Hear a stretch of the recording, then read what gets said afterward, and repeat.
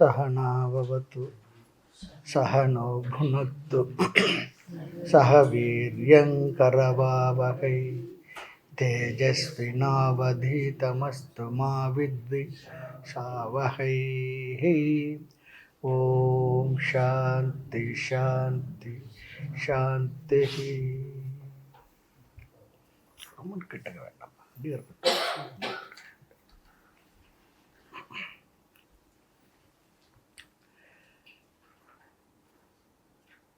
மைத்ரேயி பிராமணம் இந்த முகாமுக்கு வந்திருக்கக்கூடிய உங்கள் அனைவரையும் மனதார வரவேற்று வாழ்த்துக்களை தெரிவித்துக் கொள்கின்றேன்.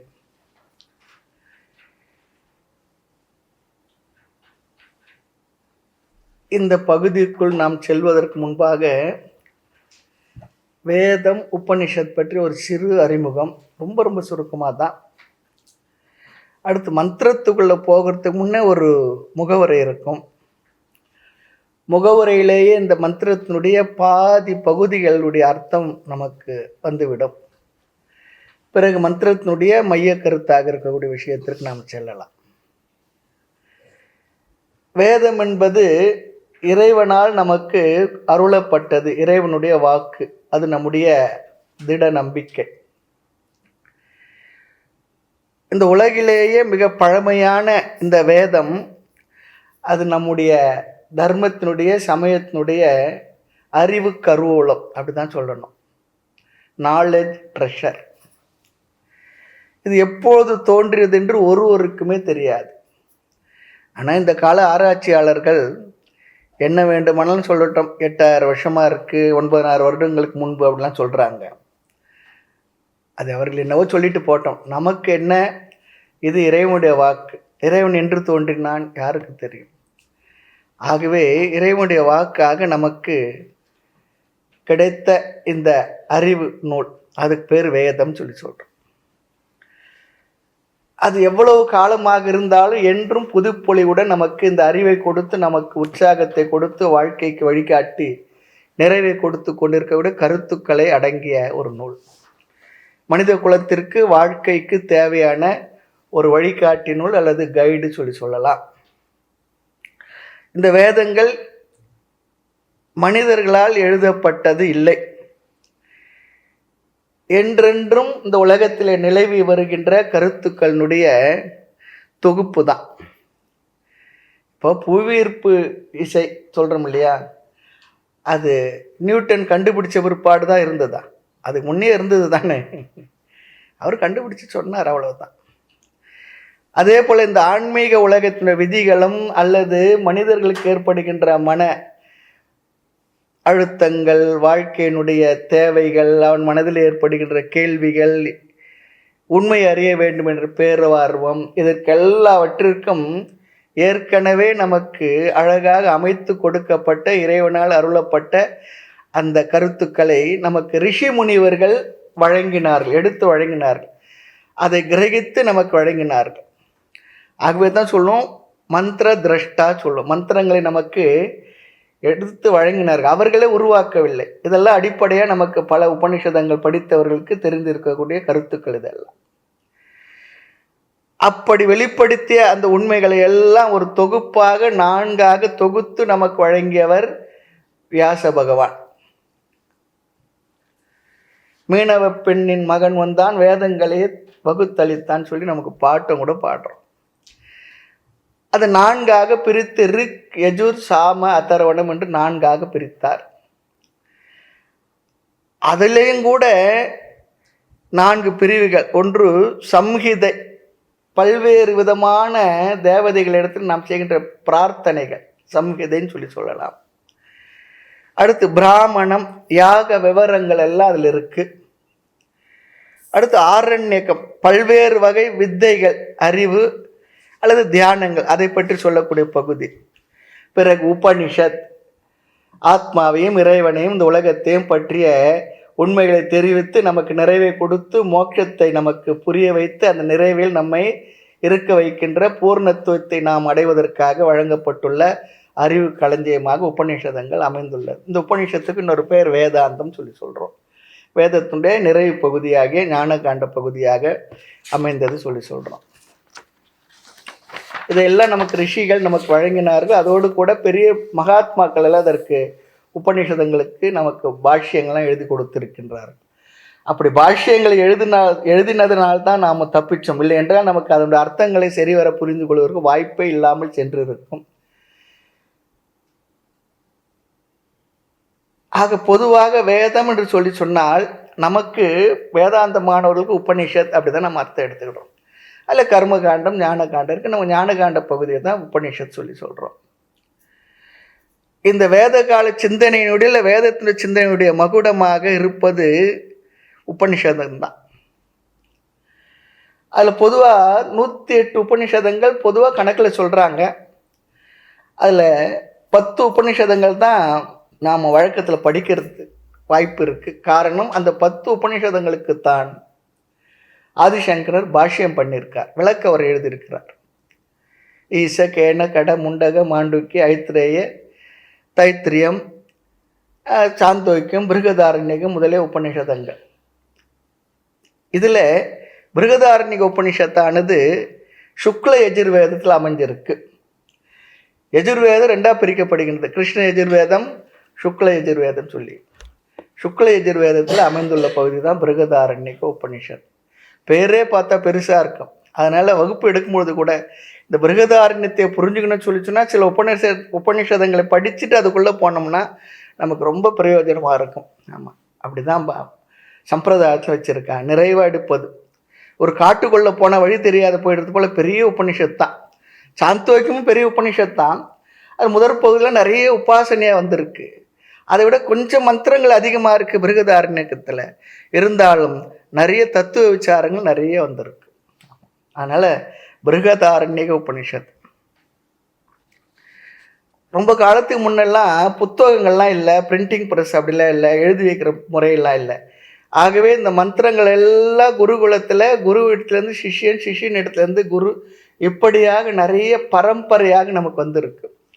அதில் அர்த்தம் தெரிந்தோ தெரியாமலோ நமக்கு இந்த பகுதிகள் இதுவரை நமக்கு காப்பாற்றி கொடுத்த அந்த பரம்பரைக்கு நம்ம பெரிய ஒரு நன்றி சொல்லணும், நமஸ்காரம் சொல்லணும். புரிந்தவர்களுக்கு மோட்சம், புரியாதவர்களுக்கு அது புண்ணியம். வாழ்க்கைக்கு வழிகாட்டியாக இருந்திருக்கு. நம்முடைய வாழ்க்கையை பற்றிய தர்ம விஷயங்கள், எப்படி வாழணும் எப்படி வாழக்கூடாது, டூஸ் அண்ட் டோன்ட்ஸ்லாம் நிறைய சொல்லியிருக்கு. இதில் ஒரு சின்ன ஒரு குட்டி கதை சொல்லுவாங்க. இது எப்படி நமக்கு வந்திருக்கு சொல்லி சொன்னால் அதனுடைய அர்த்தத்தை புரிஞ்சவங்களுக்கு என்ன கிடைக்கின்றது ஒரு சின்ன ஒரு கதை தான். ஒரு ராஜா இருந்தார். அவர் காட்டுக்கு போனார். போகும்பொழுது அவருக்கு அந்த பேசுகின்ற கிளிகளை பிடிச்சிக்கிட்டு வரணும் ஒரு ஆசை. அதுக்காக வேட்டையாட போயிருக்கும்பொழுது ஒரு இடத்துல பேசுகின்ற கிளிகள்லாம் இருந்த இடத்த பார்த்துருக்கார். அதில் ஒரு கிளியை எப்படியே பிடிச்சி கொண்டு வந்துட்டார். கொண்டு வந்து தன்னுடைய அரண்மனையில் ஒரு நல்ல அழகான ஒரு தங்கத்தினால் ஆன கூண்டில் அந்த கிளியை வைத்து பாதுகாத்து பராமரிச்சுக்கிட்டு வரார். நல்லா உணவெல்லாம் கொடுத்து அதுக்கு தேவையான. மறுபடியும் ஒரு தடவை காட்டுக்கு போனார். போகும்போது இந்த கிளி இடத்துல சொன்னார், நான் காட்டுக்கு போகிறேன், உன்னுடைய நண்பர்கள்லாம் இருப்பாங்க, அவங்களுக்கு நீ என்ன செய்தி சொல்கிற சொல்லு, நீ எதனா செய்தி இருந்தால் உங்கள் நண்பர்கள் சொல்லி அனுப்புன்னு சொன்னார். இந்த கிளி சொன்னதான், நான் ராஜாவோட அரண்மனையில் தங்க கூண்டில் இருந்துக்கிட்டு இருக்கேன் அப்படின்னு சொல்லி அவங்கள்ட்ட தகவல் சொல்லுங்கன்னு சொல்லி. ராஜா பார்த்தார், ரொம்ப சந்தோஷமான விஷயத்தை தானே சொல்கிறது இது சொல்லி என்ன பண்ணார், அந்த கிளி இடத்துல போனார். சொன்னார், இது போல் நான் வந்திருக்கேன், இதுக்கு முன்னாடி கொண்டு போன உன்னுடைய நண்பர்களில் ஒருவன் என் இடத்துல இருக்கான், அவன் இடத்துல ஒரு தகவல் கேட்டேன், உங்களுக்கு ஒரு தகவல் சொல்ல சொன்னான், நான் ராஜாவுடைய அரண்மனையில் தங்க கூண்டில் இருந்துக்கிட்டு இருக்கேன் அப்படி சொல்லுன்னு சொல்லி சொன்னான். அப்படி சொன்ன உடனே ஒரு வயது முதிர்ந்த ஒரு கிளியானது அப்படியே கீழே விழுந்து இறந்து போச்சான். இதை பார்த்து எனக்கு வருத்தமாயிடுச்சு. நம்ம என்ன சொன்னோம், நல்லது தானே சொன்னோம், ஏன் இந்த கிளி இப்படி ஆகிடுது. சரி, முடிச்சுட்டு காட்டில் இருந்து அரண்மனைக்கு வந்தான். வந்துட்டு அரண்மனையில் வந்து கிளி எடுத்தோன்னு சொன்னால், நீ சொன்ன செய்தி நான் உங்கள் நண்பர்களிடத்தில் சொன்னேன், குழு இடத்துல நான் சொன்ன அடுத்த செகண்டே ஒரு கிளியானது கீழே விழுந்து இறந்து போயிடுச்சு. இந்த வார்த்தையை கேட்டு இந்த கூண்டில் இருந்த கிளியும் உடனே அதுவும் கூண்டிலே விழுந்து இறந்து போயிட்டு. ராஜா பார்த்த உடனே, என்னது இது 2 வார்த்தை, இது இந்த வார்த்தையில் என்ன தப்பு இருக்குது, ஏன் இது இப்படி இருக்குன்னு சொல்லி அந்த கூண்டை திறந்து அந்த கிளி எடுத்து அப்படி கையில் வச்சு அப்படி பண்ணிக்கிட்டு இருக்கும்பொழுது எடுத்து பார்க்கும்பொழுது அது கிளி பறந்து போயிடுச்சு. இதில் என்ன செய்தி சொல்லி சொன்னால், நான் இப்படி இருக்கேன், நான் விடுபடுறதுக்கு என்ன வழி சொல்லு. அது என்ன பண்ணுச்சு, நீ இப்படி நடிச்சுன்னா உன்னை எடுத்து பார்ப்பாங்க, நீ விடுபட்டுடலாம். ஆக தகவல் பரிமாற்றம் ராஜா பண்ணார். இது சொன்னது அங்கே சொன்னார், அது சொன்னது இங்கே சொன்னார். வெறும் மெசேஞ்சர் தான். அதுக்குள்ளே இருந்த கருத்து அண்டர்ஸ்டுட் இருப்பாருங்க. அது 2 பேர் அது கம்யூனிகேட் பண்ணியிருக்கு. நீ இப்படி பண்ணு, நீ விடுபட்டு விடுவாய். தெரிஞ்சு. அது போல உபநிஷதங்கள்ல இந்த கருத்துக்கள் அற்புதமா நமக்கு எல்லா வகையிலும் நம்மை விடுவிக்கக்கூடிய இந்த கருத்துக்கள்லாம் அடங்கி இருக்கு. இது யாருக்கு பிரயோஜனம் சொல்லி சொன்னா, அது புரிந்தவர்கள். புரிந்தவர்களுக்கு பிரயோஜனம் மோட்சம். புரியவில்லை என்றால் அதை பரம்பரையை அப்படி காப்பாற்றி நம்ம கொண்டு வந்து கொடுத்தாங்க பாருங்க, அவர்களுக்கு என்ன புண்ணியமும் கிடைக்கும். இந்த சம்பிரதாயமான இந்த வேதத்தை நமக்கு அடுத்த தலைமுறைக்கு கொடுத்த பெரும் பாக்கியமும் அவர்களுக்கு கிடைச்சிருக்கு. அதுக்காக தான் சொல்ல வந்தேன். இப்போ உபநிஷதம் என்பது நாம் புரிந்து கொள்வதற்கு அமைந்த அறிவு கருவூலம். இப்படிதான் வந்திருக்கு. புரியல்னா என்னன்னா தப்பு இல்லை, புண்ணியம் தான். பெரிய புண்ணியம், நிறைய விஷயங்கள் இருக்கு. அது நம்மை தகுதிப்படுத்துகின்றது தத்துவ ஞானத்தை உணர்ந்து கொள்வதற்காக. ஆக இந்த உபநிஷதங்கள், பிரம்மசூத்திரம், பகவத்கீதை எல்லாம் 3ஐயும் சேர்த்து பிரஸ்தானத்திரயம் சொல்லி சொல்றோம்.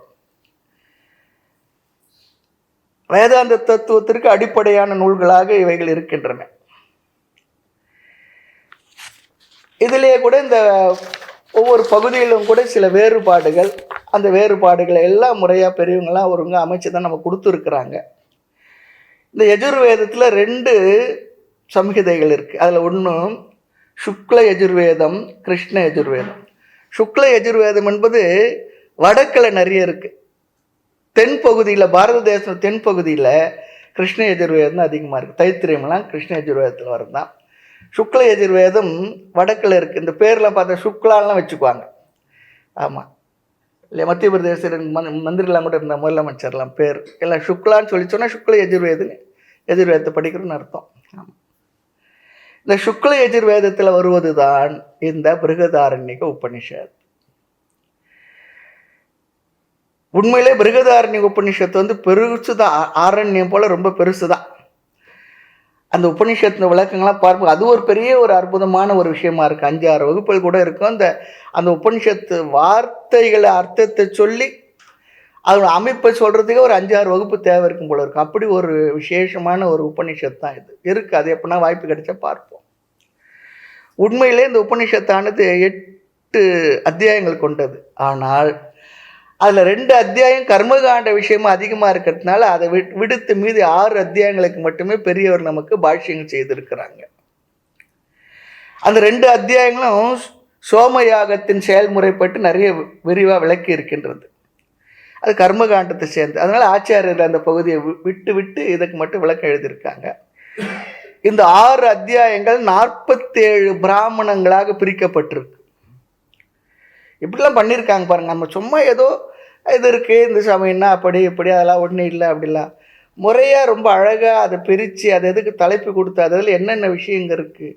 இந்த இப்படி ஒரு அறிவு செறிவு என்பது வேறு எந்த இடத்துல வேறு எங்கேயுமே பார்க்க முடியாத அப்படி ஒரு தேசம் இது. அப்படி ஒரு பாரம்பரியத்தை நம்ம வந்திருக்கோம். ஆமாம், அப்படிலாம் சிந்திச்சிருக்காங்க. பிரமிப்பாக தான் இருக்குது. அதனால தான் நம்ம சாமிஜி இடத்துல நான் சொல்லும் பொழுது, சாமிஜி இடத்துல அவருடைய எடுத்து வழங்குகின்ற முறை அவருக்கு இருந்த அறிவு, சாமிஜி எல்லாம் நீங்கள் சமுதாயத்தை வாரி இறைச்சிட்டு போகணும்னு சொல்லுவோம். சாமிஜி இடத்துல சாமிஜின்னு சொல்லுவாங்க. அந்த பிரமிப்பு நமக்கு, அந்த அறிவு, அதனால் கிடைக்கிற பிரயோஜனம் நமக்கு நிறைவு, பூர்ணத்துவம் சொன்னாலும் அந்த அறிவுடைய பிரமிப்பு இருக்கு பாருங்கள், அது ஒரு விசாலமாக தான் இருக்கு. அப்படிப்பட்ட நூல். ஆக இந்த 6 அத்தியாயங்களும் 47 பிராமணங்களாக பிரிக்கப்பட்டுள்ளது. இதில் மொத்தம் 435 மந்திரங்கள் இருக்கின்றது. இந்த 6 அத்தியாயங்களும் 2 அத்தியாயங்கள் கொண்ட 3 காண்டங்களாக இருக்கின்றது. மது காண்டம் 2 அத்தியாயம், முனி காண்டம் 2 அத்தியாயங்கள் இருக்கு. அப்படி யாக்ஞவல்கிய காண்டம் அல்லது கிள காண்டம் சொல்லி 2 அத்தியாயங்கள், மொத்தம் 6 அத்தியாயங்களை கொண்டதாக இருக்கின்றது. இந்த உபனிஷத்தின் சிறப்பு என்ன சொல்லி பார்த்தா,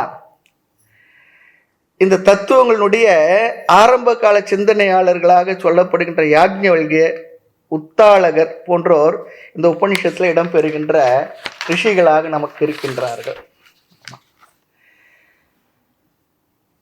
நம்ம தேசத்தில் தாய்மார்களை, பெண்மையை போற்றியதை போல வேறு எந்த தேசத்திலும் போற்றி இருக்க மாட்டார்கள். வேத காலத்திலிருந்து அதனுடைய வரலாற்றை படிக்கின்ற யாரும் நம்முடைய பெண்கள் தாய்மார்கள் பெற்றிருந்த சுதந்திரத்தை, அடைந்திருந்த உயர்வையும் அறிவையும் பாராட்டாமல் இருக்க முடியாது. மகாபாரதத்தோடு நிறைய பார்க்கலாம். சாமானியமான குடும்ப தலைவிகள் கூட அந்த தர்ம ஞானத்தை உபதேசிக்கின்ற மகாத்மாக்களாக இருந்திருக்கின்றார்கள் பார்க்கிறோம். ராஜ்யாங்க விஷயத்துல ராஜ்யத்தை பரிபாலனை பண்ணக்கூடிய முறைகளை எல்லாம் தெரிந்து வைத்திருக்கின்ற உபதேசங்கள் நடந்திருக்கின்றதெல்லாம் பார்க்கின்றோம். நமக்கு எங்க அதெல்லாம் படிக்கிறது நேரமே இல்லை. நமக்கு வேற படிக்கிறதுக்கு நேரம் இருக்குது, இதை படிக்கிறது நமக்கு நேரம் எங்க இருந்தது?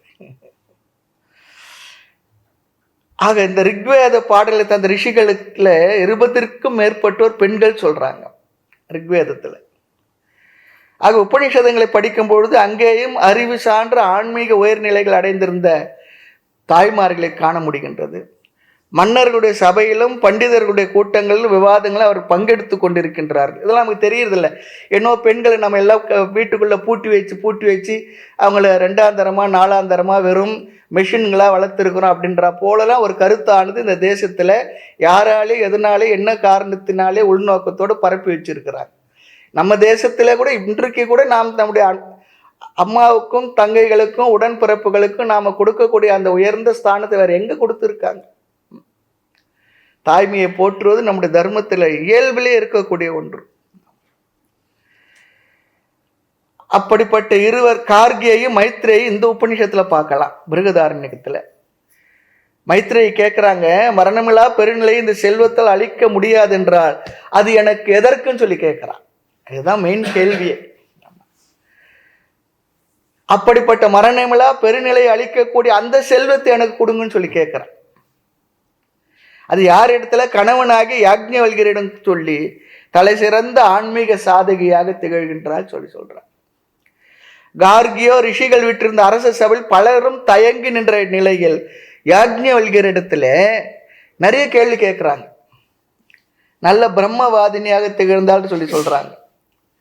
அடுத்து இந்த யஜுர்வேதத்தினுடைய மகா வாக்கியமான அகம் பிரம்மாஸ்மி, அது இந்த உபநிஷத்தில் தான் வருது. தத்துவமசி என்பது உபதேச மகா வாக்கியம் என்றால் அனுபூதி மகா வாக்கியம் அகம் பிரம்மாஸ்மி. குரு எல்லாத்தையும் விலைக்கு சொல்லிட்டு நீ அதுவாக இருக்கிறா சொல்லிட்டார். சிஷ்யனை கேட்கிறார், நீ சொல்லி திருப்பி சொன்னா என்ன சொல்லணும்? சிஷ்யன் தத்துவமசின்னு சொல்லக்கூடாது. அதுதான் அவர் சொல்லிட்டாரு, நான் அதுவாக இருக்கிறேன். அதுக்கு என்ன இங்க மகா வாக்கியம்? அகம் பிரம்ம அஸ்மி, நான் அந்த பிரம்மமாகவே இருக்கிறேன். இருந்தேன் இல்லை, இருப்பேன் இல்லை, இருக்கிறேன். இது அனுபூதி மகா வாக்கியம் சொல்லுவாங்க. சிஷ்யன் அப்படி சொன்ன பிற்பாடு அங்கே உபதேசம் முடிஞ்சு போச்சு. அந்த அகம் பிரம்மாஸ்மி என்பது இந்த பிருகதாரண்ய உபநிஷத்தில் வரக்கூடிய ஒரு மகா வாக்கியம். ஆக ஆன்மீகத்தின் உச்ச நிலை அடைந்த மகா வாக்கியத்தை கூறுகின்ற அதே வேளையில் உலகியல் வாழ்க்கையுடைய இடத்தை பற்றி நிறைய நன்றாக சொல்லி கொடுக்கின்றது. அதுதான் சொல்லுவாங்க, இந்த உபநிஷத்தினுடைய இந்த பிராமணருக்கு செல்வ வளம் பெறுவதற்கான கர்மத்தை பற்றி சொல்லுகின்றது. பிள்ளை செல்வத்தை உருவாக்குவதற்காக கணவன் மனை உறவையே ஒரு யாகமாக பார்க்க சொல்லியிருக்கின்றது. அடுத்து உபநிஷதங்களில் மிகச்சிறந்த பிரார்த்தனையில் ஒன்றாகிய அசதோமா சத்கமி, அது நம்ம கேள்விப்பட்டிருப்போம், அது இந்த உபநிஷத்தில் தான் வருகின்றது. அடுத்து நிறைய தியானம் உபாசனைகள் எல்லாம் வருகின்றது.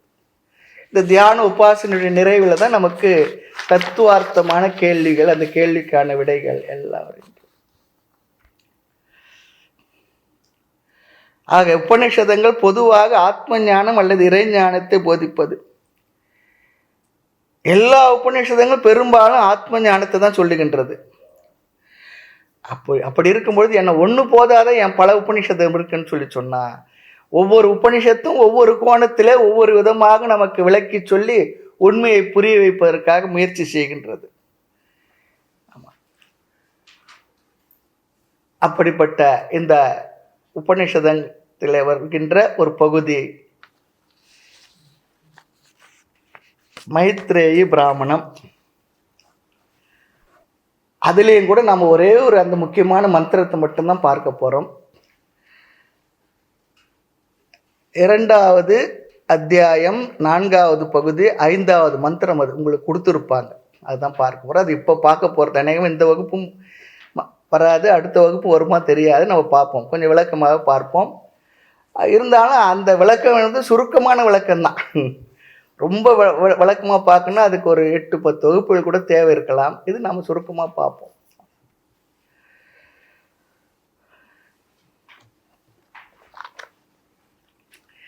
இது இன்னொரு கருத்தை இங்கே சொல்லணும். இந்த மந்திர பகுதியானது மது காண்டத்தில் 2வது அத்தியாயம் 4வது பிராமணம் 5வது மந்திரமாக வருது. அதே போல் முனி காண்டத்திலையும் 4வது அத்தியாயத்தில் 5வது பிராமணம் 6வது மந்திரமும் அது 2 இடத்துல வருது. பெரிய மாற்றங்கள் இல்லை. ஆகையினால 2, 4, 5 பிறகு 4, 5, 6 இது அந்த பகுதி. 2வது அத்தியாயம் 4வது பகுதி 5வது மந்திரம்.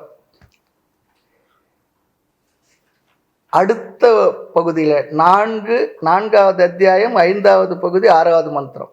பெரும்பாலும் ஒரே மாதிரி தான் இருக்குது. 2 இடத்துல வந்திருக்கு என்பது மட்டும் கருத்தாக நம்ம தெரிஞ்சு கொள்வோம். அடுத்து நாம் இந்த மந்திரத்துக்குள்ளே போகிறதுக்கு முன்னே ஒரு முகவுரை. இந்த முகவுரையில் மந்திரத்தினுடைய பாதி கருத்துக்களுடைய அர்த்தம் நம்ம பார்த்துட போகிறோம். கடைசியாக தான் மந்திரத்தை பார்க்க போகிறோம். நிறைவாக ஆத்மனஸ்து காமாய சர்வம் பிரியம் பவதி, ஆத்மாவா அரே மைத்ரேயி ஞாத்தவ்யக மந்தவ்யக நிதித்தியாசித்தவ்யக அப்படி சொல்கிற அந்த அர்த்தத்தை நம்ம நிறைவாக பார்த்து முடிப்போம். அநேகமாக ஒரு 4-5 வகுப்பில் முடிக்க நாம் முயற்சி பண்ணுவோம். அதனால் ரொம்ப சுருக்கமாக தான் பார்ப்போம். பொதுவாக நமக்கு வாழ்க்கையில் எல்லோருமே இதுதான் நாம் அடைய வேண்டிய லட்சியம், சாத்தியம் சொல்லி நினைப்போம். ஆனால் ஆழ்ந்து சிந்தித்த பிறகு பார்த்தால் அது நம்முடைய லட்சியமாக சாத்தியமாக இருக்காதது எப்போ தெரியும்னா அது அடைந்த பிறகு தான் நமக்கு தெரியும். அதுக்கு முன்னே தெரியறதில்லை. ஏதோ ஒரு காரணத்தில் இதுதான் என்னுடைய லட்சியம் சொல்லி நினைச்சுக்கிட்டு இருப்போம். உண்மையில் நான் எதைத்தான் அடைய வேண்டிய சாத்தியம் தான் என்ன, வாழ்க்கையினுடைய நான் அடைய வேண்டிய இறுதி லட்சியம், ஃபைனல் கோல் என்ன, அது நமக்கு தெரியணும். அடுத்து அந்த சாத்தியத்தை அடைவதற்கான வழி என்ன, அது நமக்கு தெரியணும். அந்த சாத்தியம் என்று சொல்லப்படுகின்ற மோட்சத்தினுடைய சொரூபம் என்ன, தன்மை என்ன, இந்த 3 விஷயங்களை பற்றி நாம் இந்த மைத்ரேய பிராமணத்தில் பார்க்கிற வேறு விதமான வேறு கோணத்தில் சொல்கிற கருத்துக்கள் இது. நான் இதுதான் வேண்டும் சொல்லி உறுதியாக நம்ம நினைப்போம். உண்மையில் கடைசியில் பார்த்தா அது நமக்கு வேண்டாதது தான். அது எப்போ தெரியுது?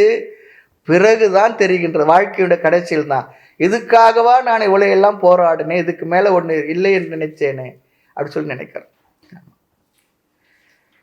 மற்றவங்க சொல்லலை இதை உனக்கு இது வேண்டாம் என்று, எனக்கே தெரிகின்றது கடைசியில் இது எனக்கு வேண்டாதது தான். சில நேரத்தில் பண்ணுவோம், நாமே செய்துட்டு இது எனக்கு வேண்டாத வேலை, மற்றவங்க சொல்ல வேண்டாம். மற்றவங்க சொல்லுவாங்க உனக்கு எதுக்கு இந்த வேண்டாத வேலை சொல்லுவாங்க. அவங்க சொல்ல வேண்டியது நமக்கே தெரியும், ஆமாம் இதுக்கு எனக்கு வேண்டாத வேலை தான். ஆனால் எனக்கு வேண்டாதது இதுன்னு சொல்லி தெரியறதுக்கு நாம் என்ன பண்ணியிருக்கோம், அதை வேண்டும் என்று முயற்சி பண்ணியிருப்போம். அதுதானே உண்மை இல்லையா? யாத்திரை பண்ணி கடைசியில் யாத்திரை பண்ணது போதுன்னு எப்போ தெரியும்னா யாத்திரை முடிவில் தெரியும். இப்போது பிரஷ்னோத்தர ரத்ன மாளிகை அதில் முடவன் யார் ஒரு கேள்வி, வயதான காலத்தில் யாத்திரை மேற்கொள்பவன் சொல்லி முடிச்சிடுறார். அதனால தான் என்ன, உடல்ல பலம் இருக்கும்போது இதெல்லாம் செய்து முடிச்சிடணும் என்பது. 65-70 வயசுக்கு மேலே நிறைய யாத்திரை பண்ண என்ன ஆகுன்னா முடியாது, உடம்பு முடியாது. அங்கே இருக்க சூழ்நிலை, தட்பவெட்பங்கள், உணவு விஷயங்கள் அதெல்லாம் நமக்கு ஒத்துக்கொள்ளாது, பலவித சிரமத்துக்கு ஆளாகும். அதுபோல் இந்த இடத்துல எது நமக்கு வேண்டியது என்பது தேர்ந்தெடுப்பதற்கே வாழ்க்கை முடிஞ்சு போயிட்டு. அதனால தான் 70 வயசு தாத்தா 80 வயசு தாத்தா வாழ்க்கையுடைய லட்சியம் என்ன சொல்லி கேட்டால் என்ன சொல்கிறது, தெரிஞ்சாலும் இனி அவர் அடைய முடியுமா என்ன? முதலே தெரிஞ்சுதான் முயற்சி பண்ணியிருக்கலாம். ஆக உண்மையில் நமக்கு வேண்டாததை நாமே வேண்டும் என்று நினைக்கின்றோம், நாடிக்கொண்டுள்ளோம். ஆக சாஸ்திரம் சொல்லுகின்றது இது உன்னுடைய லட்சியம் என்பதை விட இது உன்னுடைய பொய்யான லட்சியம். காரணம் உண்மையில் நீ அதை நாடவில்லை, அது உனக்கு இலக்கும் இல்லை. எதை அடைந்த பிறகு, லட்சியம்னா என்னென்ன சாத்தியம்னா எதை அடைந்த பிறகு வேறொன்று அடைவதற்கு வேறொன்று இருக்காதோ அதுதான் உடைய சாத்தியமாக லட்சியமாக இறுதியானதாக இருக்கும். சாத்தியம் தான் அர்த்தம். எதை அடைந்த பிறகு வேறொன்றுமே அடைவதற்கு இருக்காதோ அதுக்கு தான் சாத்தியம் சொல்ற ஒரு லட்சணத்தை கொடுக்க முடியும். அப்போ எது என்னுடைய லட்சியம், கோல், அது நாம தெரிஞ்சுக்கணும். அதை அடைய பாதை எது, பயணம் செய்து பாதை வேணுமே. அடுத்து ஜீவன் முக்த நிலை, அதையெல்லாம் இப்போ நாம பார்க்க போறோம். நான் விரும்புவது உண்மையில் எது தெரிந்தால் அடைந்து விடலாம். உண்மையில் எது நான் அடைய வேண்டியது, நான் ஒன்றை அடைய விரும்பி அதற்காக முயற்சி செய்கின்றேன், அந்த எதிர்பார்ப்பை நான் நினைக்கின்ற எதிர்பார்ப்பை பூர்த்தி செய்யும் என்று அதையே லட்சியமாக வைத்து ஒரே லட்சியமாக, இல்லையா, நம்ம சபரிமலை போக முடியும், ஒரே லட்சியம் சபரிமலை சொல்கிறான்.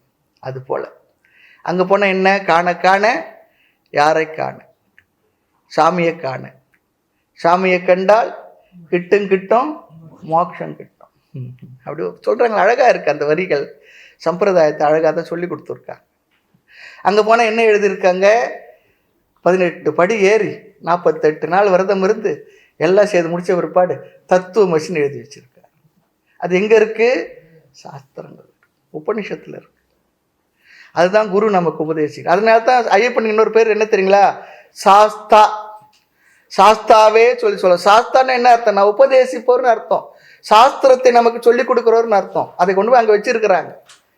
ஆமாம், நெய் அபிஷேகம் சுவாமிக்கு எல்லாம் சொல்கிறோம் இல்லையா, அதெல்லாம் எதுக்கு பண்ணுறேன்னா அவர் உபதேசிக்கின்ற அந்த உபதேச வார்த்தைக்காக, விஷயத்திற்காக தான். சாஸ்தா நம்ம கேள்விப்பட்டிருக்க இல்லையா, சாஸ்தாவே. சாஸ்தா சொன்ன சாஸ்தி சாஸ்திரி அந்த வார்த்தையுடைய விஷயம்தான் அது. சாஸ்திரத்தை உபதேசிப்பவர் என்ன உபதேசிக்கிறார், எல்லாம் சொல்லிவிட்டு தத்துவமசி, நீ அதுவாக இருக்கிறாய், முடிஞ்சு போச்சு. என்னை எதுக்கு பார்க்க வந்த, உன்னை பற்றி தெரியறதுக்காக தான். நான் சொல்கிறேன், நீ நானும் வேறு இல்லை, ஒன்று அண்ட் த சேம், ஏகமேவ அத்வித்தீயம். புரிஞ்சுக்கிட்டியா, சரி புரிஞ்சுக்கிட்டு நீ வீட்டிலே சந்தோஷமாக இரு, கூட்டத்தில் வந்து அவஸ்தைப்படாத.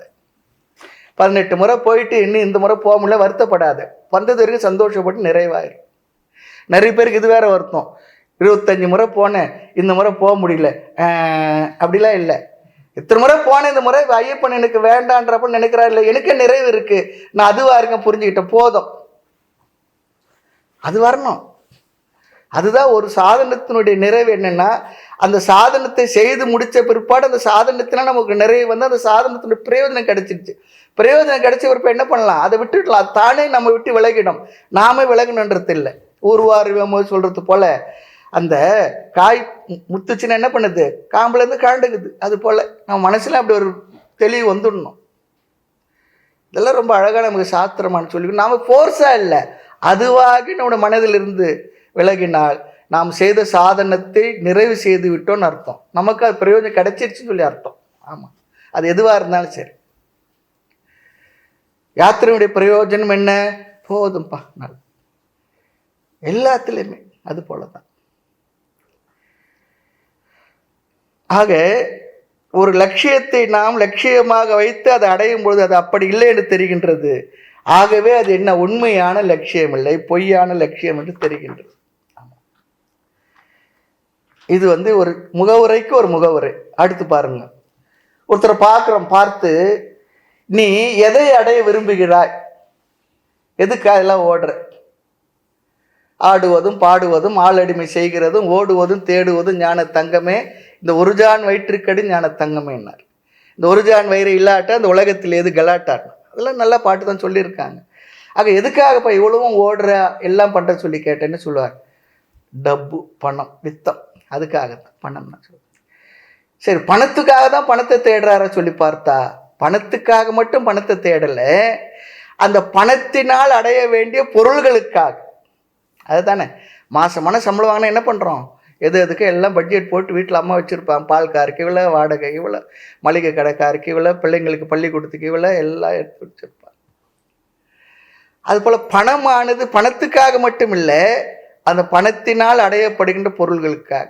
சரி, பொருள்களை கூட எதுக்காக தேடுறோம், அந்த பொருள்களிலிருந்து வரக்கூடிய சுகத்திற்காக, அது நம்முடைய வாழ்க்கைக்கு பயன்படும், அதுக்காக தான். அப்போ பணத்துக்காக பணத்தை தேடலை, பொருள்களுக்காக. அந்த பொருள்கள் எதற்காக என்றால் நமக்கு அதனால் வருகின்ற பிரயோஜனத்திற்காக, இன்பத்திற்காக, சுகத்திற்காகத்தான் பொருள்களை தேடுறோம். ஒரு பொருள் நமக்கு சுகத்தை கொடுக்கணும்னா அதை அப்படியே வச்சுக்கிட்டா இருப்போம். ஒரு பொருளை வாங்குகிறோம், அது நமக்கு சரியா இல்லை, 2-3 முறை ரிப்பேர் பார்க்குறோம், எல்லாம் பார்க்குறோம், அது சரியாக பண்ண முடியும், என்ன பண்ணுறோம், அந்த பொருளை தூக்கி எறிஞ்சிடுறோம். ஐயா வாங்கிட்டேனே, என்ன இடத்துல அப்படியே இருக்கணுமே அப்படிலாம் இல்லை. ஆனால் சில பொருளை அப்படி வச்சுருப்போம். தாத்தா பாட்டி காலத்துலேருந்து கல்யாணத்தில் வாங்கின பட்டு புடவைன்னா 2 தலைமுறை வச்சுருப்போம். அதை அப்படி நஞ்சு போயிருந்தா கூட அதை விடுறதுக்கு மனசு வரல, இல்லை சென்டிமெண்ட்டு அதெல்லாம் வேற இருக்கு. ஆக பணமானது பொருளுக்காக, பொருள் என்பது நம்முடைய இன்பத்திற்காக. அப்போ பணம் வேண்டாமா சுவாமி சொல்லி சொன்னா அது இல்லை இங்கே உபதேசம்.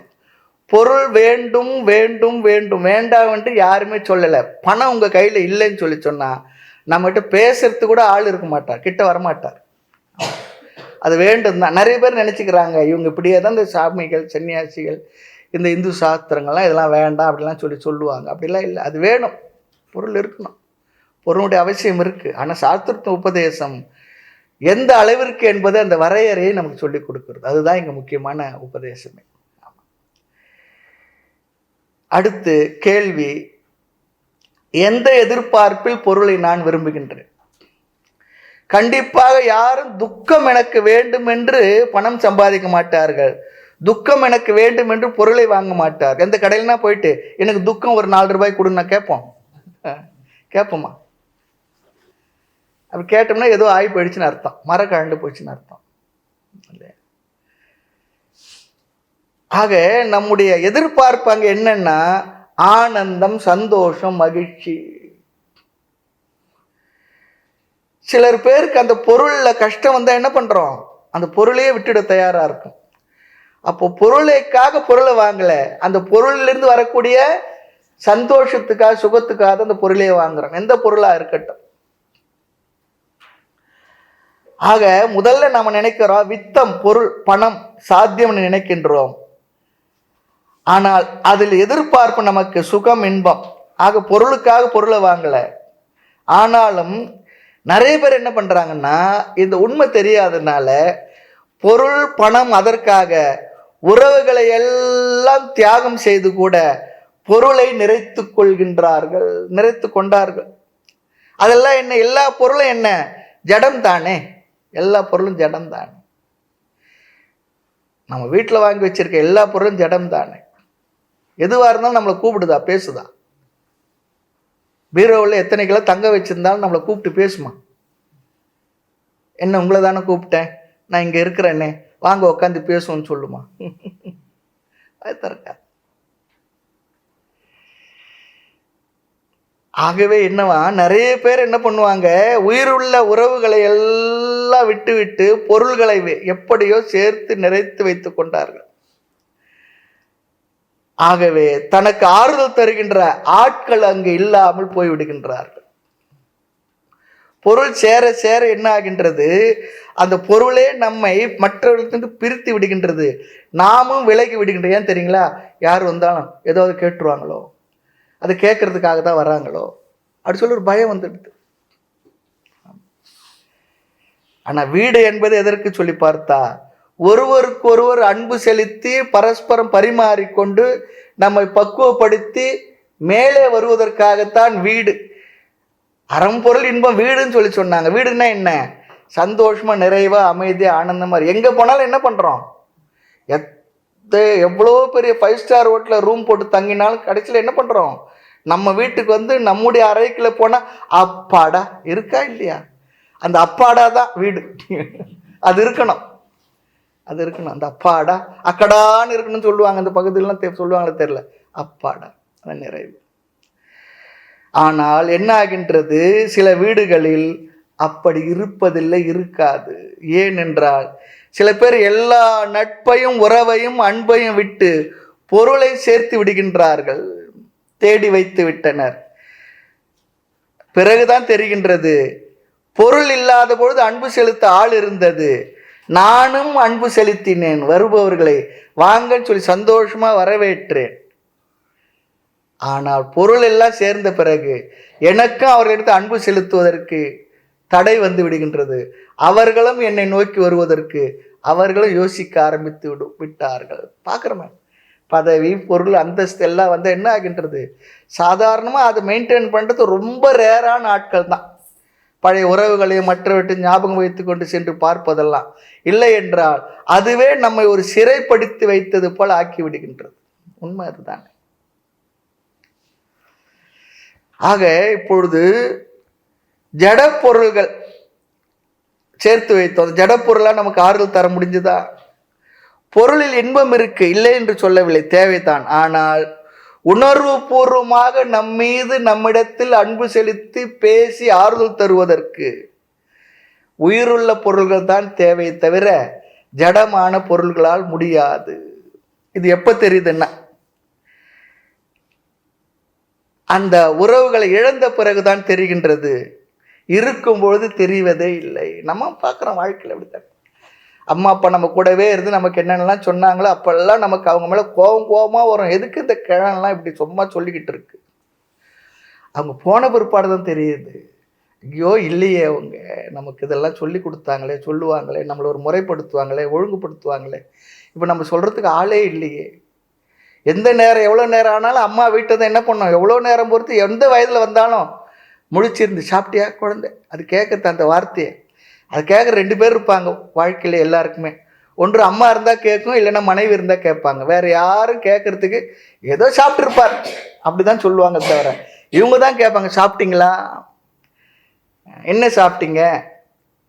எப்போ வந்தாலும் நம்மளை பார்த்து ஐயோ சாப்பிடாம இருந்து உடம்பு இப்படி இழைச்சி போயிட்டு அப்படி கேட்குறதெல்லாம், அன்பாக கேட்குறதெல்லாம் அந்த வார்த்தைகள் நமக்கு ஒரு ஆறுதலான ஒரு வார்த்தைகள்.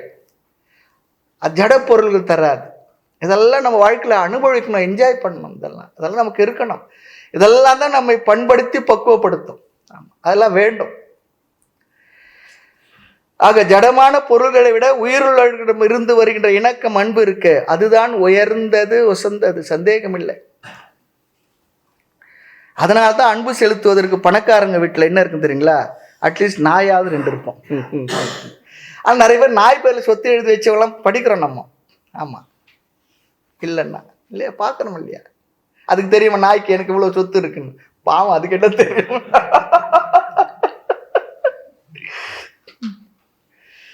அதுதானே ஓடி வருது. நம்ம எந்த நிலையில் இருந்தாலும் ஒருத்தர் அனுப்பியிருந்தார்.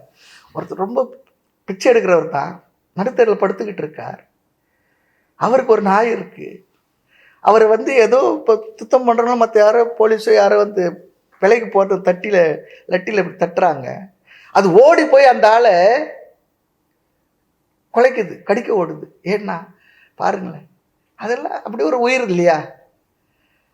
அதுபோல் நமக்கும் கூட அப்படி அன்பு செலுத்தி ஆறுதல் தருவது ஆரம்ப காலத்தில் எல்லா காலத்திலும் அது தேவை இருக்குது. அது தேவை. அதுக்காக தான் குடும்பம், கணவன், மனைவி, அப்பா, அம்மா, மாமன், மாமி, குழந்தைகள், இந்த உறவுகள் எல்லாம் அதுக்காக தான். அதனால தான் கட்டோபநிஷத்தில் 3 பேர்களிடத்தில் பெற வேண்டிய அன்பையும் ஆறுதலையும் பெற்றவனுக்குத்தான் இந்த தத்துவ ஞானமே புரியும் என்ற அளவிற்கு சொல்லப்பட்டிருக்கு. தாய், தந்தை, குரு. ஆமாம், அதனால தான் தாய் தந்தையை விட்டு குருகுலத்திற்கு அல்லது ஆசிரமங்களுக்கு தத்துவ ஞானத்தை தெரிந்து கொள்ள வருகின்ற அந்த மாணவனுக்கு, சிஷியனுக்கு குருவே அப்பாவாக இருப்பார், அம்மாவாக இருப்பார், குருவாக இருந்து அறிவையும் தருவார். ஆமாம், அதனால தான் தந்தை தாயும்னே சொல்கிறோம். அதெல்லாம் தேவை இருக்கதா. எவ்வளவுதான் தத்துவ ஞானத்தை சொல்லி கொடுத்து நீ அந்த பிரம்மம் சொல்லி சொன்னாலும் இந்த அரவணைப்போடு அன்பு காட்டி அவன் தேவைகளை நிறைவேற்றி அவனுடைய சூழ்நிலையை பார்த்து அறிவு கொடுத்து ஆறுதல் கொடுத்து அவனுக்கு கடைசியில் நீ அந்த பூரணமாக இருக்கின்றாய் என்று தான் என்னவாக இருக்கின்றார் அப்படியே அந்த சிஷியனை ஆக்குகின்றவரை ஆக்கின பிறகும் கூட முதல்ல ஞானம் வந்து மனசில் உட்கார்ந்து இந்த அன்பு ஆறுதலும் தேவை இருக்கு. ஞானத்தை பெற்ற பிறகும் கூட அந்த ஞானத்தை பெற்றதினால் அந்த நிறைவினால் என்ன பண்ணுறான், அதே குருவை அம்மாவா, அப்பாவா, குருவா உயர்ந்த ஸ்தானத்தை வச்சு தெய்வமாக வணங்குவான். இது எல்லாமே இந்த அன்பினுடைய வெளிப்பாடு தான். அது இருக்கணும். அப்படி இருந்து பெற்றவர்களுக்கு தான் இதனுடைய உயர்ந்த தன்மை தெரியும், புரியும். இல்லைன்னா ரொம்ப கஷ்டம், கடினம்தான். ஆக பொருளை விட அதிக இன்பம் உறவில் இருந்து தான் வரும். அதுதான் சொல்லுவோம், கோடி கொடுத்தும் உறவினரோடு சேர்ந்து வாழ்தல் கோடி பெரும் சொல்லுவாங்க. அப்படி கோடி எது கோடி சொல்லுவோம். உண்ணு என்று ஊட்டாத தன்மணி உண்ணாமை கோடி பெருன்னு சொல்லுவாள். அப்படிலாம் நிறைய கோடிகளை சொல்லுவாள். நமக்கு தெரிஞ்ச தெருக்கோடி தான், அவங்க கோடி சொல்கிறாங்க அது. ஆனால் இப்போ நிறைய பேர் இயல்பாக நிறைய கோட்டீஸ்வரர் ஆகிடுறாங்க. அந்த காலத்தில் லட்சம்ன்றது பெருசாக இருந்தது, இப்போ லட்சம்ன்றது சாதாரணமாக இருக்குது. கோடின்றது அதுக்கு அடுத்து வந்துடுது. ஏன்னா தேசம் வளர்ந்துக்கிட்டு இருக்கு, பொருளாதார ரீதியாக வளர்ந்துக்கிட்டு தான் இருக்குது, சந்தேகம் இல்லை.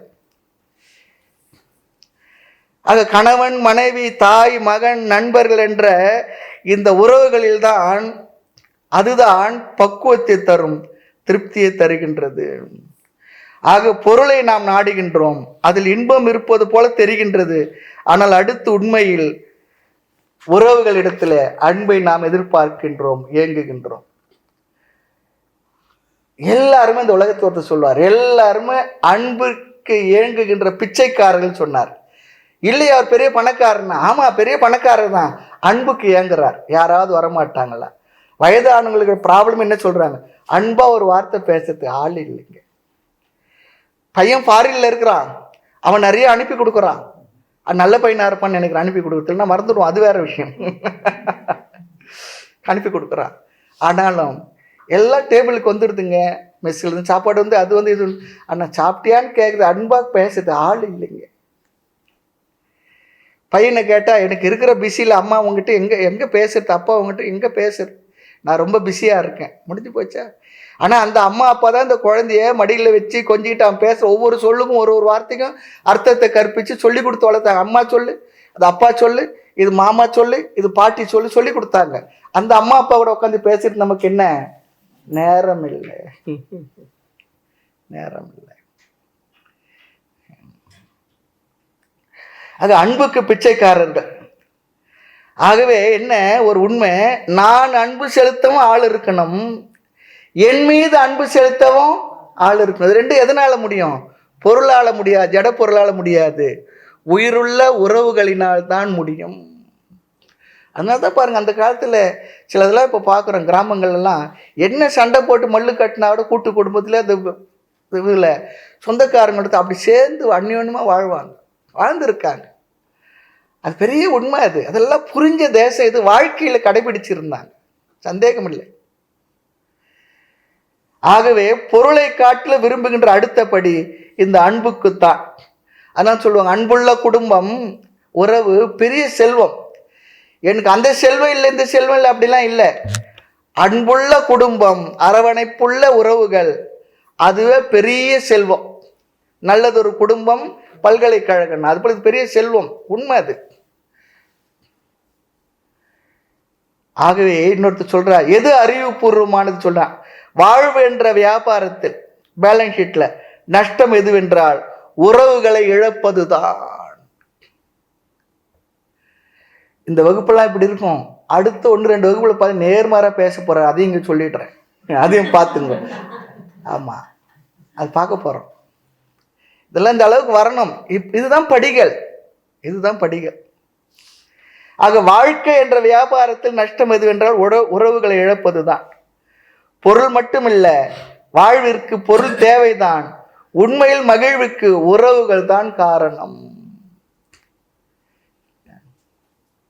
நம்ம செத்து போனாலும் நம்மளை எடுத்து போட 4 பேர் வேணும் மச்சான் ஒரு பாட்டு, பழைய பாட்டு, இப்போ மறந்து போயிடுச்சு, ஒரு காலத்துக்கு ஃபேமஸாக இருந்த ஒரு பாட்டு. இந்த கும்கி படமா ஏதோ ஒன்றத்துல வந்து பாருங்க, உறவுகள் வேணும் மச்சான். அது போல ஆக உண்மையில் மகிழ்வுக்கு உறவுகள் தேவை, நம்முடைய மனம் பக்குவப்படுவதற்கு உறவுகள் தேவை. பாசிட்டிவாவோ நெகட்டிவாவோ உறவுகள் தான் நம்மை பக்குவப்படுத்தும், பண்படுத்தும். ஆக அன்பை நாம் அனுபவிக்க வேண்டும், நாமும் அன்பை பிறருக்கு கொடுக்க வேண்டும். இல்லையேல் மனது பக்குவப்படாது. முதல் விஷயம் பார்த்துங்க, ஆத்மார்த்தமா அன்பை கொடுக்கணும். அது இப்போ நமக்கு ஒரு குடும்பத்தோட இருந்துருது அந்த அன்பெல்லாம். மகாத்மாக்கள் பெரியவங்கள்லாம் அந்த அன்பின் வடிவமாக இருந்து வாரி வழங்குறாங்க அன்பா. அதுதான் அவங்கள்ட்ட இருக்கக்கூடிய பெரிய விசேஷம். அவங்க மனத்தில் புஷ்ப விமானம் போல எல்லாருக்கும் இடம் இருக்கும், வேண்டிய வேண்டாதவன், நல்லவன் கெட்டவன். ஆமாம், நல்லா இருக்கும் பொல்லா இருக்கும், நலமளிக்கும் நலமே, கற்றவர்க்கும் கல்லாருக்கும். வள்ளலார் சொல்றாரு, இருமைகளை சொல்லி சொல்லி எல்லாருக்கும் பொது, எல்லாருக்கும் பொது, எல்லாருக்கும் பொதுன்றார். அது போல ஒரு மனசு, விரிந்த மனது. ஆக அன்பை நாம் அனுபவிக்க வேண்டும், அன்பை கொடுக்க வேண்டும். இல்லை என்றால் மனதில் அந்த பக்குவம் வளர்ச்சி வராது. அப்போ இல்லைன்னா இந்த எமோஷனல் மெச்சூரிட்டி சொல்கிறோம் பாருங்க, அது வரணும். இதுதான் பொருளை காட்டிலும் மேலான லட்சியம். எது பொருளை காட்டு? பொருள் தேவை, அடுத்து பொருளை காட்டில் மேலான லட்சியம் அன்பு தான், உறவுகள் தான். ஆனால் பலருக்கு இதுவே புரியறதில்லை. இந்த பொருளையே ஃபைனல் கோலா நினைக்கிறாங்க, அல்லது உறவுகளை இந்த அன்பை மட்டுமே ஃபைனல் கோலா நினைக்கிறாங்க. ஆக உண்மையில் நாம் விரும்புவது அன்பு தான், ஜடமான பொருள்களை இல்லை. சரி, வீட்டில் பெரியவங்க சொல்றாங்கன்னு சொல்றோம் பாருங்க, அன்பா பேச ஆள் இல்லை. ஆகவே மனது அன்புக்கு இயங்குகின்றது சொல்லிப்பார். சில பேர் இந்த அளவிற்கு பக்குவப்பட்டிருப்பாங்க. என்ன? முதலில் பணமா பாசமா? பணமே நினைக்கிற ஆள் இருக்கு, அது பிற்பாடு என்ன? பாசமே. ஆனால் ஒண்ணு ஞாபகம், என்ன நஷ்டம் வந்தாலும் உறவு நட்பு இருக்க, அதற்கு சில பேர் என்ன தியாகம்னா செய்திருப்பாங்க. உறவுகளுக்காக செய்த தியாகத்தை பார்த்தா அவ்வளோ இருந்திருக்கும். நட்புக்காகவும் தியாகம் செய்தவர்கள் வாழ்க்கையில் நாம் பார்த்திருக்கின்றோம். அவர் சிலவற்றை நமக்கு தெரிகின்றது, சில பொருள்களை மொத்தம் இழந்திருக்கின்றார் என்று. ஆனால் மனதளவில் அவர் பெற்றிருக்கின்ற பக்குவம் இருக்கு பாருங்க, அதுதான் வாழ்க்கையில் பெற வேண்டியது. பிறவியே எதுக்கு சொல்லி சொன்னா, இவைகளை எல்லாம் அனுபவித்து சேர்த்து வாழ்ந்து நாம் பெற வேண்டிய பக்குவத்தை பெற்று செல்வதற்கு தான் பிறவியே. சும்மா எல்லாத்தையும் சேர்த்து இவ்வளவு சேர்த்தா இதை எழுதி வச்சுட்டு போயிட்டேன்றதுக்காக இல்லை, அந்த பக்குவத்தை பெறுவதற்காக தான். அதன் மூலமாக பெற வேண்டிய ஞானத்தை பெறுவதற்காக தான். அதன் மூலமாக பெற வேண்டிய நிறைவை பெறுவதற்கு, பூர்ணத்துவத்தை பெறுவதற்கு, மோட்சத்தை பெறுவதற்கு தான் இந்த பிறவி. சரி, ஆனாலும் என்ன சொல்றது, முதல் பணமா பாசமா? பணமே. அடுத்து பாசமான உறவுகள், அன்பு, பிற்பாடு. ஆனாலும் சாஸ்திரம் இவ்வளோ தூரம் சொல்லி வருது, கடைசியில் சொல்றது இது ஒரு முதல் படியே, ஃபர்ஸ்ட் ஸ்டேஜ்னு சொல்லிட்டு. First stage. இந்த அளவிற்கு நாம் மனதளவில் உயர வேண்டும். இந்த அளவிற்கு, எந்த அளவிற்கு? உறவுகள், அன்பை பற்றிய இந்த உண்மை புரிதலை வைத்து அன்பிற்காக அன்பு செலுத்தி வாழுகின்ற தன்மையை பெறுகின்ற மனதை பெறுவது, இந்த அளவிற்கு உயரணும் நம்முடைய மனது அளவில். இந்த அளவு உயர்ந்தவர்களுக்குத்தான் இந்த சாஸ்திர உபதேசம் இங்க கொண்டு வந்து நிறுத்திடுறாங்க பாருங்க. சாஸ்திரத்தின் உபதேசமே இந்த அளவுக்கு உயர்ந்தவங்களுக்கு தான், இந்த அளவு மனப்பக்குவத்தை பெற்றவர்களுக்கு தான். இந்த அளவிற்கு வராதவர்களுக்கு சாஸ்திரம் உள்ளே செல்லுமா என்றால் கடினம் சொல்லிடுறார், கடினம் தான் சொல்லிடுறார். ஆக இது ரொம்ப அவசியம். ஆனால் இதுவே லட்சியமில்லை, இது ஒரு உண்மை. இதுவரை நாம் பேசியது உண்மை, இனித்தான் பேருண்மை வரப்போகின்றது. ஆமா, பெரிய ஆட்டம் பாம் போல ஒரு வார்த்தை சொல்லிட போறார் இந்த மந்திரத்துல. ஆமா, அதே நம்ம கேட்டோம். எல்லாருமே பொதுவான வார்த்தை. சாஸ்திரம் எதற்காக உண்மையை சொல்லாமல் விட்டு விடாது. ஐயா அவங்க வருத்தப்படுவாங்களே, இவங்க வருத்தப்படுவாங்களே, அவங்களுக்கு இது கஷ்டமாயிடுமே, அப்படிலாம் இல்லை. சாஸ்திரமானது பொதுவான உண்மையை வெளிப்படையாக ஸ்பஷ்டமா சொல்லிடும். அப்பதான் நம்ம உயர முடியும். சில நேரத்துல கடுமையான வார்த்தைகள் தான் நம்மை உயர்த்தும், கடுமையான வார்த்தைகள் நம்மை பண்படுத்தும், கடுமையான வார்த்தைகள் சில நேரத்தில் நமக்கு வழிகாட்டும். அந்த நேரத்தில் கடுமையாக தெரிந்தாலும் கூட, அந்த நேரத்தில் கடுமையாக தெரிந்தாலும் கூட. சதாசிவ பிரம்மேந்திரர் அவர் வரலாற்றில் மைசூர் அரண்மனையில் எங்கேயோ வேலை பார்த்துக்கிட்டு இருக்கு. அப்போ எதுனாலும் சட்டு சட்டுன்னு சொல்லிட்டு வரோம். யாரோ ஒருத்தர் சொன்னார், அவர் குருவை யார், உன்னுடைய வாய் எப்போதான் அமைதி அடைய போகிறதுன்னாரோ. அதுலேருந்து அமைதி ஆகிட்டார். வார்த்தை கடினமாக இருந்தால் கூட அவருக்கு ஒரு அறிவு கிடைச்சது, அவருக்கு ஒரு வழிகாட்டுதல் கிடைச்சது அந்த வார்த்தை மூலயமா. அதுபோல் சில நேரத்தில் நமக்கு சில வார்த்தைகள் கடினமாக தெரிந்தாலும் கூட, அந்த நேரத்தில் மனசு வருத்தப்பட்டாலும் நமக்கு பெரிய பிரயோஜனத்தை தரக்கூடிய வார்த்தைகள். ஆகவே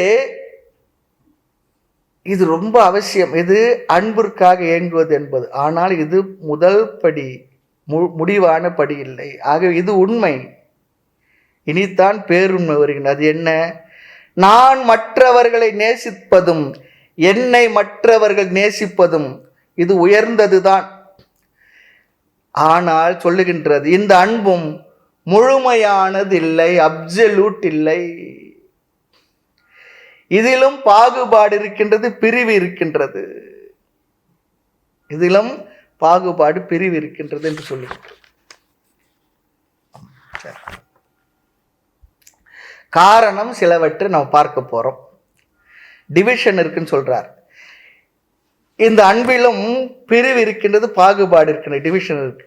முதல் காரணம், நான் யாரை நேசிக்கின்றேனோ அல்லது நாம் யாரை நேசிக்கின்றோமோ அவர்கள் அனித்தியமானவர்களே.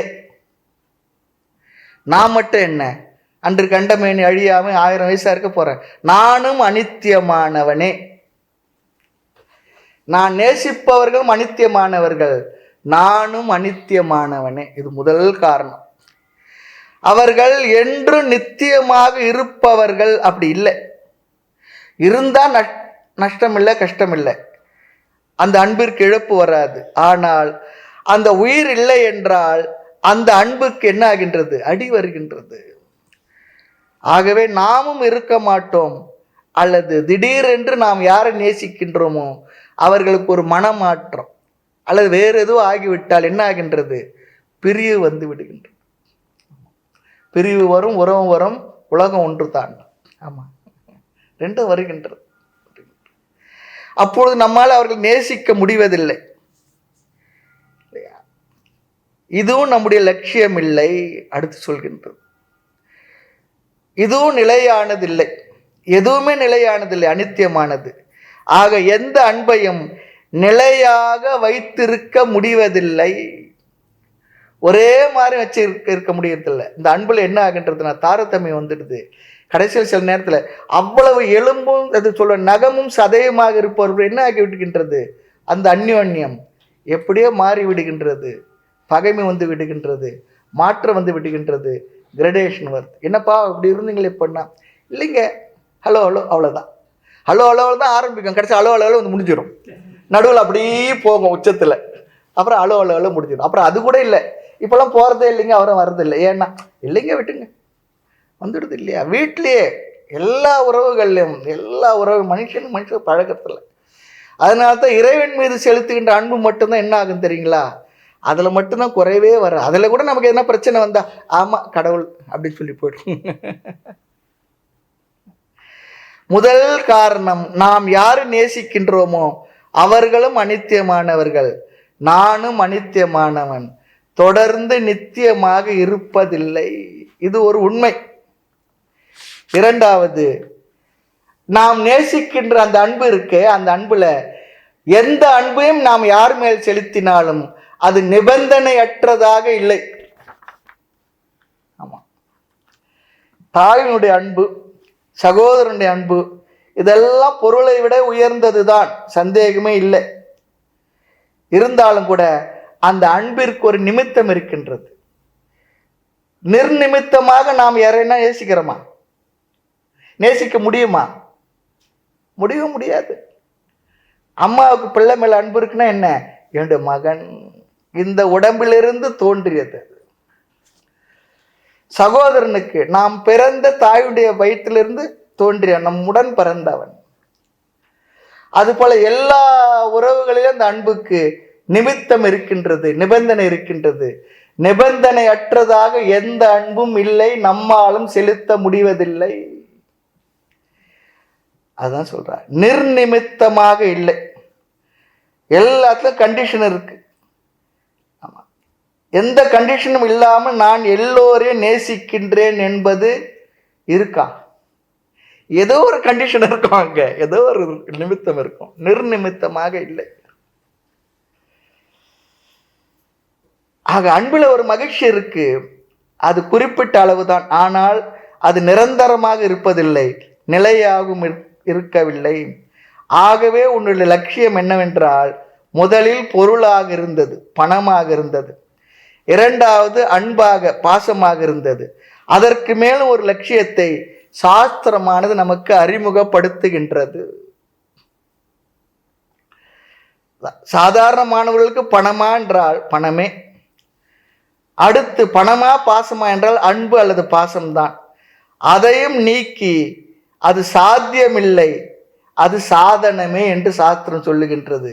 எப்படி, என்ன என்பதை அடுத்த வகுப்பில் பார்ப்போம். மூர்த்தி எல்லாம் வாழி, எங்கள் மௌன குரு வாழி, அருள் வார்த்தை என்றும் வாழி, அன்பர் வாழி பராபரமே.